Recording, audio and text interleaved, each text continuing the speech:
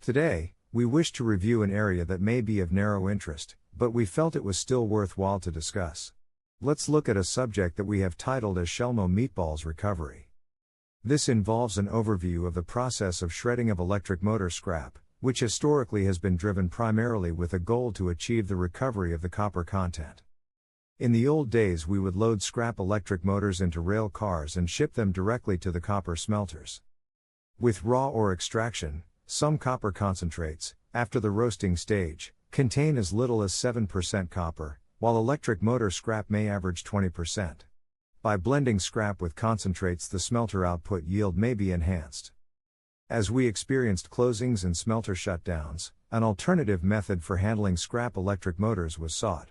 One option is to shred the scrap electric motors, as a treatment to reclaim the copper and steel for further recycling.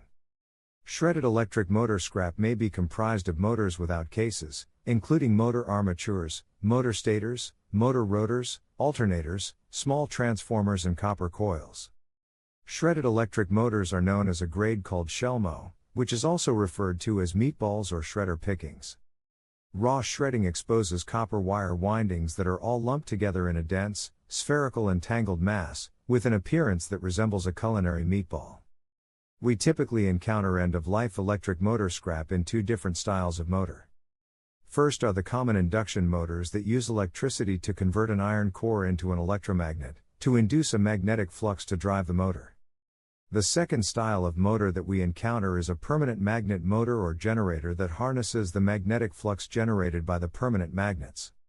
When shredding a permanent magnet motor, in addition to steel and copper, you will accumulate the magnet residue. The permanent magnet fragments may contain critical materials such as rare earth elements. Typically, mixed permanent magnets contain from 60 to 80% iron within the magnet alloy itself, and the magnet fragments attach themselves to the steel particles to form clumps.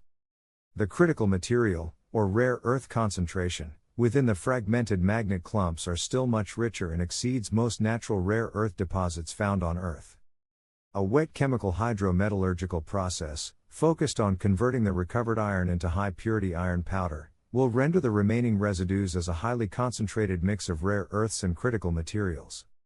The urban mining of permanent magnet motor scrap may become a secure source of an above-ground domestic supply of critical materials. So now you know a little bit about Shelmo Meatballs Recovery. We hope to have the opportunity to explore other facets of the resource recovery industry at some point in the future. Until then, please feel free to visit us at www.waste.net.